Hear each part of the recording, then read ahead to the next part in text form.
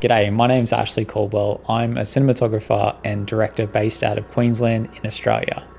Not too long ago, I finally took a leap and created my first short film. It was an idea that I'd had for probably about 2 years or something, and I'd sort of been sitting on the idea and going through a few different variations, and ended up finally taking the leap and reaching out to the cast and crew to see if they'd be interested in working on something like this. If you haven't seen the film already, I'd recommend probably going and watching that first so it makes a little bit more sense, and then come back here and check out this video. Obviously it was an indie project, so we had a pretty small team of people involved in the project itself. And we kind of had to wear a few different hats to make it all work.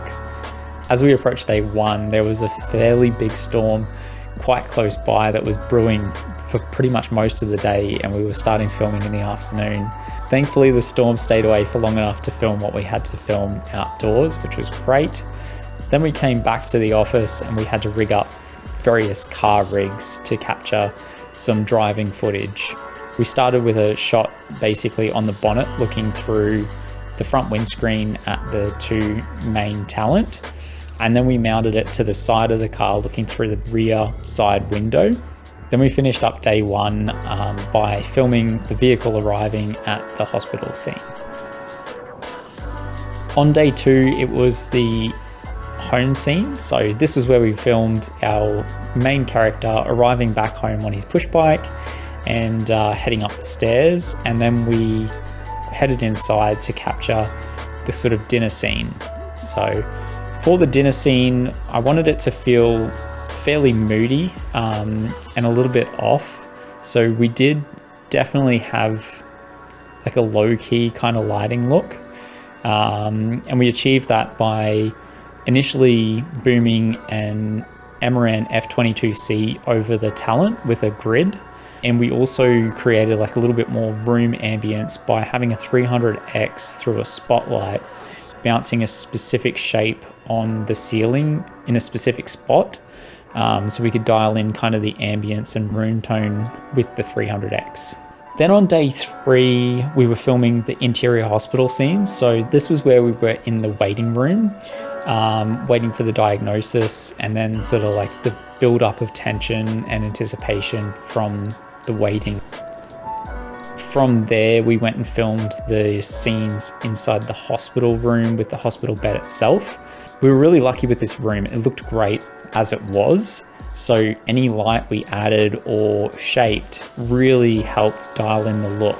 So it really helped having like a room that looked great from scratch that we could kind of just dial in and enhance while we were there. When we were well into the edit, I realized that there were a couple of scenes that felt like they could be enhanced by adding a few extra shots and even adding some extra scenes as well to the project. So in hindsight, I would have loved to have had that kind of dialed in and planned initially, but it's one of those things where, you know, it was my first short film, so it was good to learn that, and thankfully everyone was able to come back for an extra day where we filmed some extra scenes up at the hospital. So they were the scenes where you saw the hair in the bathroom scene, the mother's reaction, and we also redid the dolly pull back shot. That was the last shot of the film. In the first one, it felt like it was a little bit too rushed, and I really wanted it to sit and kind of keep the audience guessing. So we ended up redoing that shot and having a bit more of a delay before our lead talent walked out through the door and sat on the bed. We also did an extra pickup scene where we filmed the dad fishing on the pier by himself. So thankfully Luke was able to come down and do that. And we also redid some of the tracking shots with the bicycle using my electric trike that I set up with a black arm and the Ronin 2. So that was a bit of fun, and those shots I thought looked pretty good. So I was pretty happy with that. Big shout out to Dean for riding the trike and being so patient. The shots turned out really great and really appreciate it.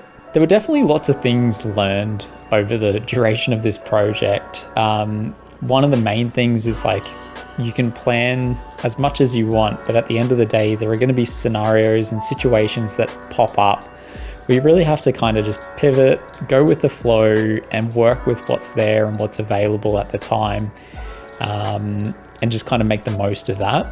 So that was a big one. The other one as well was just like bringing on the right people. Bringing on the right people just makes the biggest difference to an entire project. If everyone's getting along, working together, trying to make the project as great as possible, it really has a strong impact on not only the project itself, but everyone's ability to enjoy it. And I think that's really important. The film itself actually ended up taking out gold in a Hollywood Independent Film Festival, which was really cool. Not so much for like the clout or that sort of thing, but kind of just for the team and the talent involved and them getting the recognition they deserve for such an incredible contribution to the project.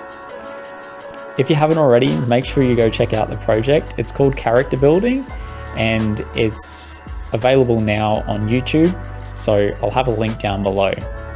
If you're interested in more of a breakdown of any of the shots in the film or have any questions, please reach out or comment, and I'd love to be able to answer them and continue talking about the project. Thanks so much for watching, and I'll catch you in the next one. Scene 1, take 4.